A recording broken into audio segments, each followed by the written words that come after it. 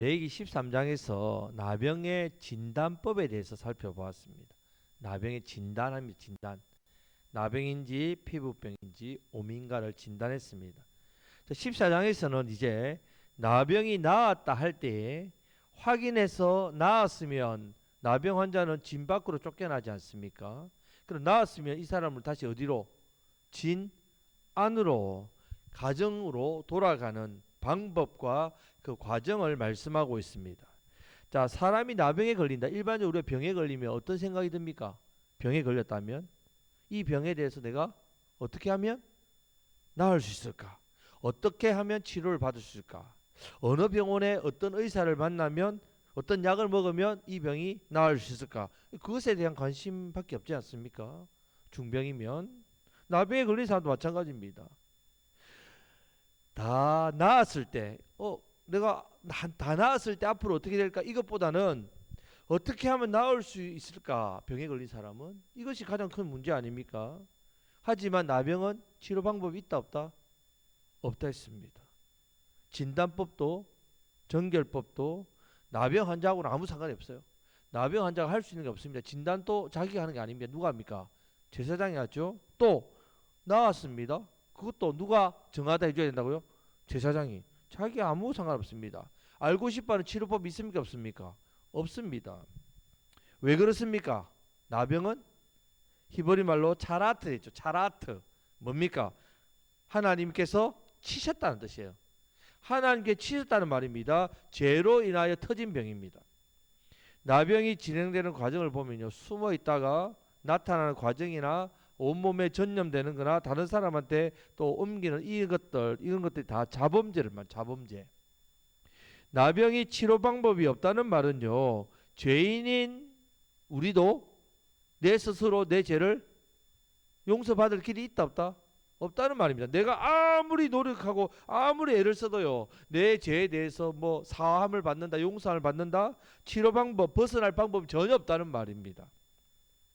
아무리 작은 죄를 지어도 만 가지 중에 한 가지만 어겨도 죄입니다. 이 죄는 아무도 이 죄에 대해서 벗어날 수 있는 사람이 없다는 말입니다. 오직 나병이 낫게 되는 것은 자기도 모르는 사이에 내가 죽은 줄 알았단 말이죠. 나병이 걸려서 이제 죽기만을 기다립니다. 진 밖에서 그 밖에서 외로움과 그 사람들로부터 배척당하는 그 두려움 속에 그 속에서 고통 속에서 그냥 내가 이대로 이제 죽구나 하는데 하나님의 은혜로 고침받는 길 외에는 아무 방법이 없습니다. 죄도 마찬가지죠. 아무리 작은 죄라도 그 죄책감과 그 죄값인 사망으로부터 벗어날 수 있는 사람 아무도 없습니다. 하나님께서 그 죄를 사해 주셔야만 죄에서 벗어날 수 있다는 사실을 오늘 나병을 통해서 가르치는.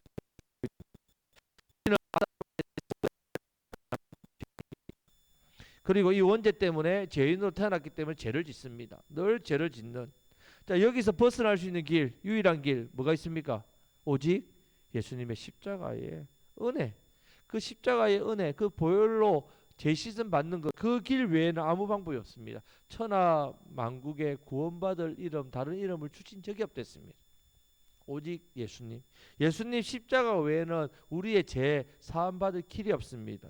하나님께서 치료해 주셔야만 우리는 치유를 받고 용서함을 받을 수 있습니다. 자, 1절 2절 말씀을 다 같이 읽겠습니다.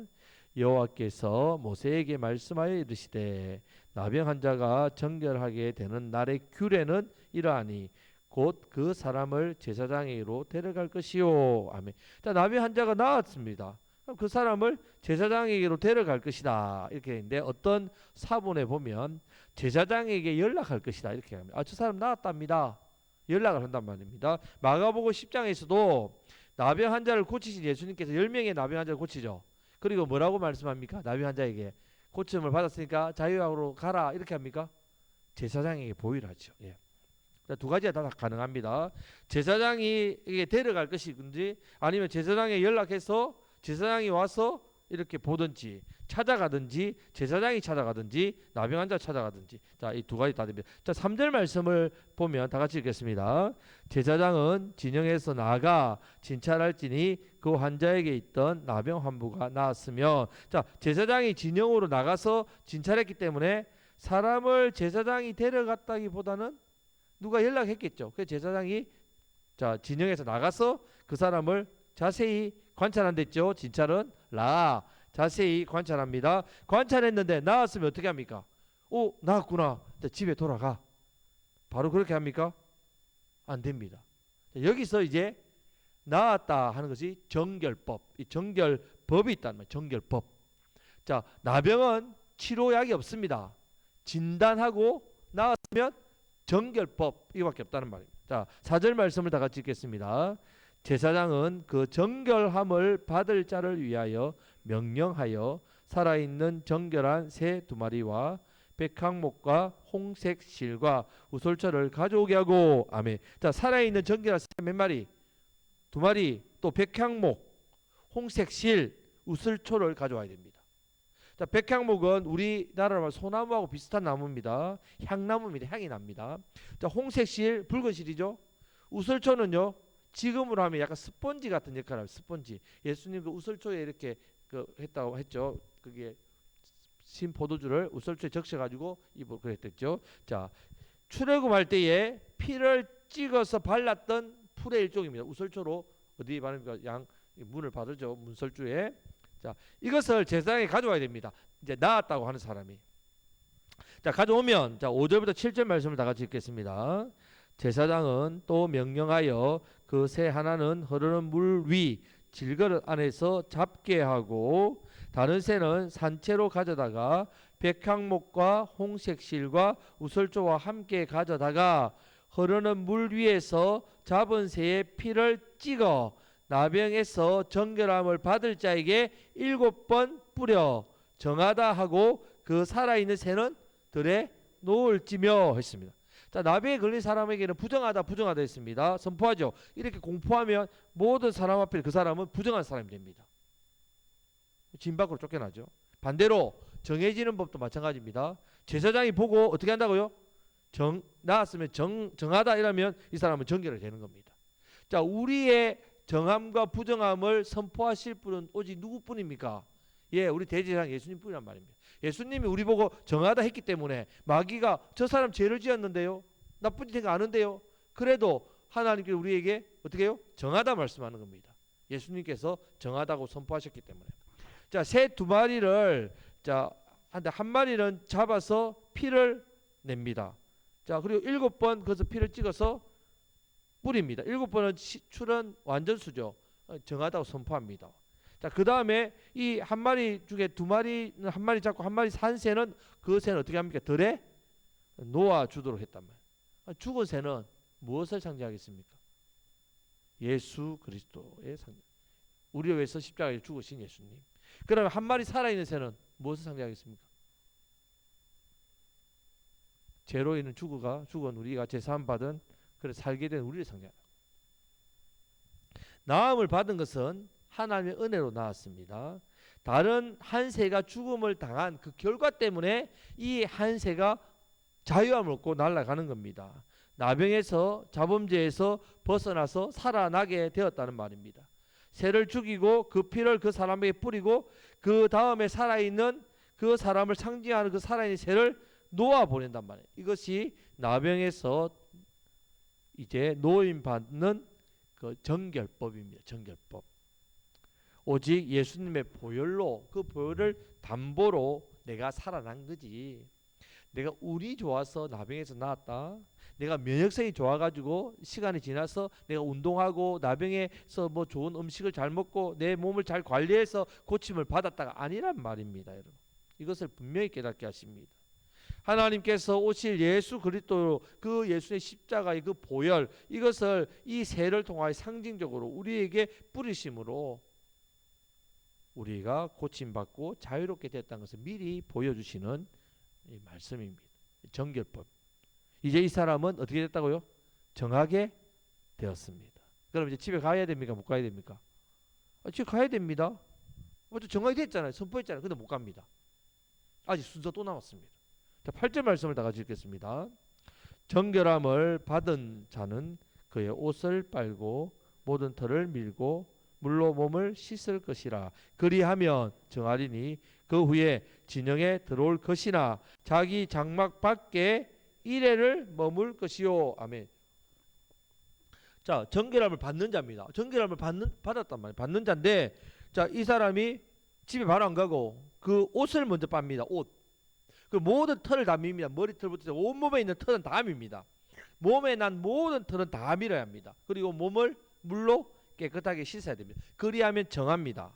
자, 옷이라는 것은 우리의 삶을 뜻하죠. 삶. 예수 그리스도 옷을 입어라. 그래서 예수 그리스도를 닮은 삶을 살아란 말이죠. 옷을 빤다는 말은 예수님의 십자가의 보혈로 씻어서 깨끗하게 회개하여 깨끗하게 되는 삶. 이제 회개해서 거룩한 삶, 정결한 삶을 살아라는 뜻입니다. 몸을 씻는 것, 털도 미는 것 다 비슷한 의미입니다. 다 내 몸을 깨끗하게 하는 것.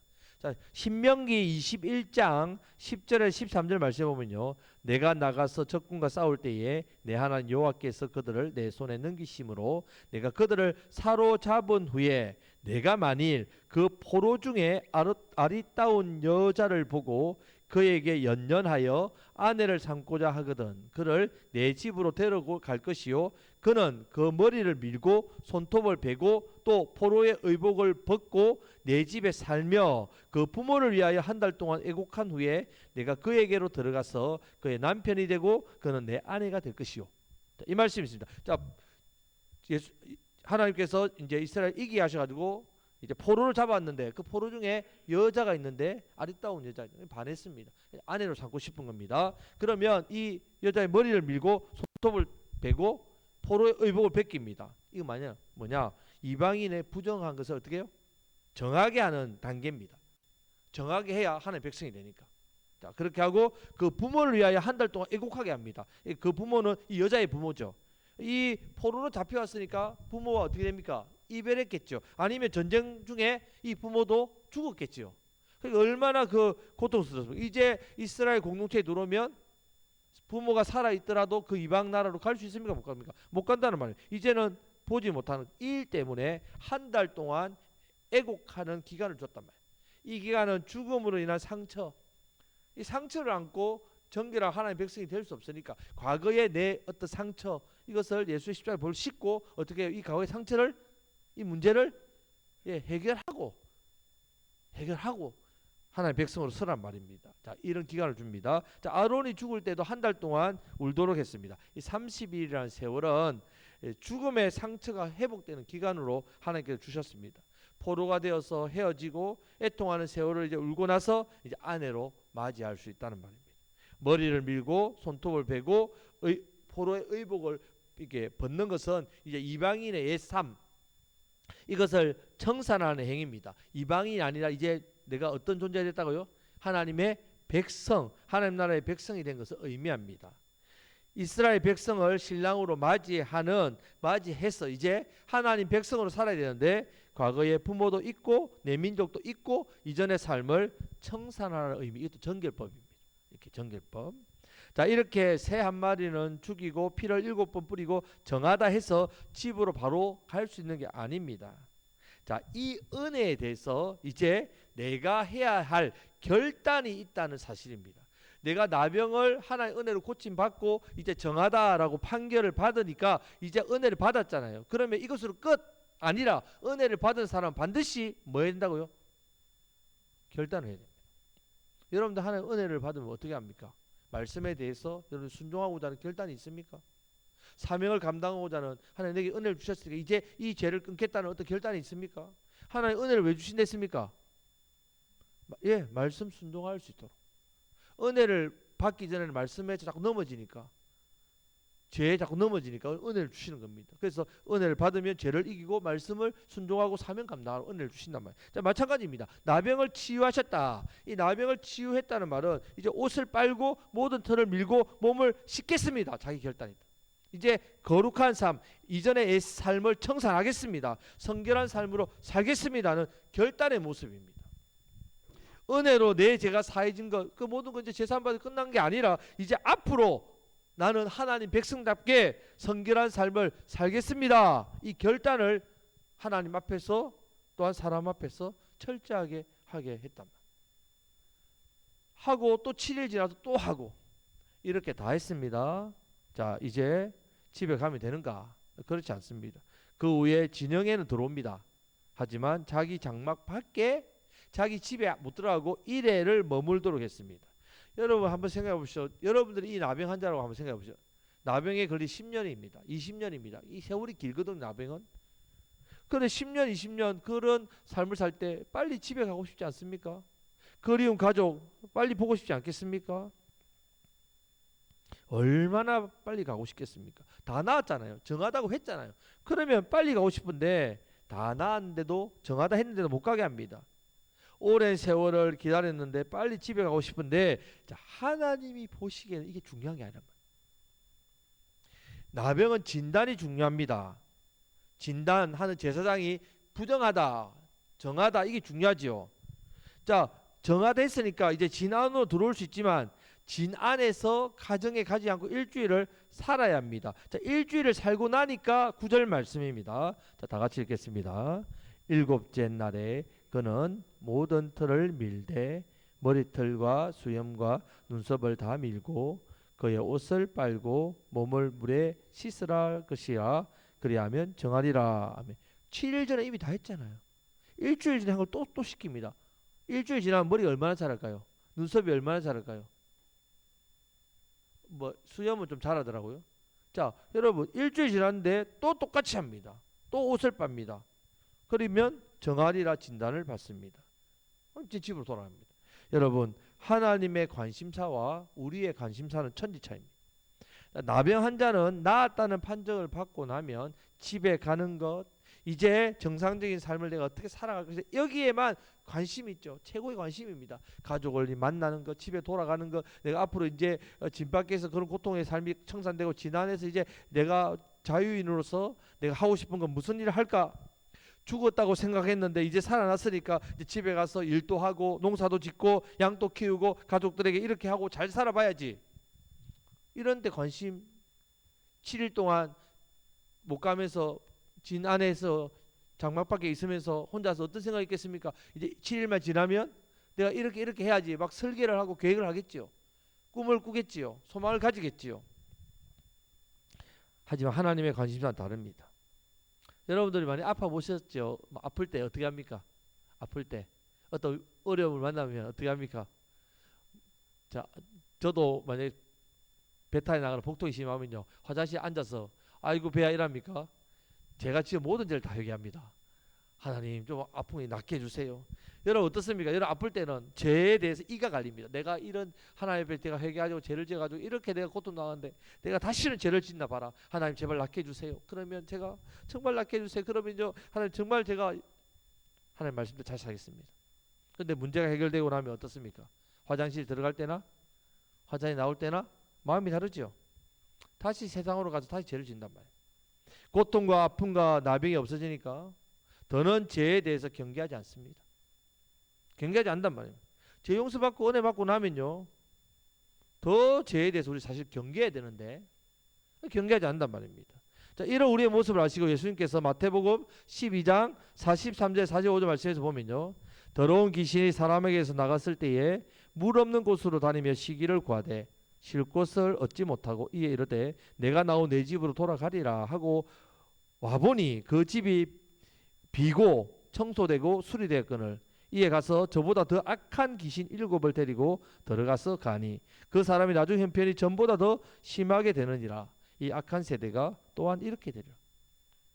더러운 귀신이 떠나는 것도 중요하지만 이후에 죄를 멀리하며 다시 말씀과 성령으로 채우는 거 비우면 안 된단 말이에요. 그게 더 중요하단 말이에요. 내가 은혜 받고 나니까 이제 막 그냥 좋다 이게 아니라 다시 그 뭐로 말씀으로 성령으로 채워 나가야 돼. 다시는 내가 죄를 짓지 않고 다시는 하나님의 말씀에 서고자 하는 그 간절함이 있어야 되는데 그렇지 않으면 하나님 징계와 사탄의 역사가 더 심해진다는 말입니다. 자, 이것을 방지하기 위해서 7일 뒤에 또 다시 덜 밀고 옷 빨고 몸 씻고 이것을 다시 하나님께서 반복하게 하신단 말입니다. 자, 성도 여러분, 우리의 관심사도 제사함 받은 후에 그 받을 은혜, 내가 이제 평안을 누립니다. 안식을 누립니다. 하나님 내게 은혜와 복을 주시겠지요. 자, 이런 부분이 아니라 철저하게 옛 삶을 청산하고 내가 세상에 어떻게 하면 하나님 백성으로 성결함을 그 성결한 삶을 살아가야 할지 이것에 대해서 관심을 가지시기를 축복합니다. 하나님께서 왜 내게 예수님의 보혈로 씻어 제사함의 은혜를 주셨는지 그것에 대해서 더 관심을 깊이 가지시기를 바랍니다. 사명 잘 감당하라고, 말씀 순종 잘 하라고, 죄를 이기라고 하나님 우리에게 은혜를 주십니다. 하나님께 온전한 예배자로 예배를 잘 드리게 하기 위해서 우리에게 은혜를 주십니다. 많은 영혼에게 생명의 복음을 잘 전하도록 그렇게 은혜를 주신단 말이에요. 세상에 나가서 빛과 소금의 역할을 잘 감당하도록 예수님께서 우리의 주신 세 계명 내가 너희를 사랑하지 너희도 서로 사랑하라. 이 사랑을 잘 실천을 이 삶을 잘 감당하게 하시기 위해서 어떻게 하셨다고 우리에게 은혜를 주셨다. 이것을 기억하셔서 하나님께서 주시는 더 큰 은혜를 누리시는 저와 여러분들이 되시기를 주님의 이름으로 축복합니다. 아멘. 이 시간 나병을 정결하게 하는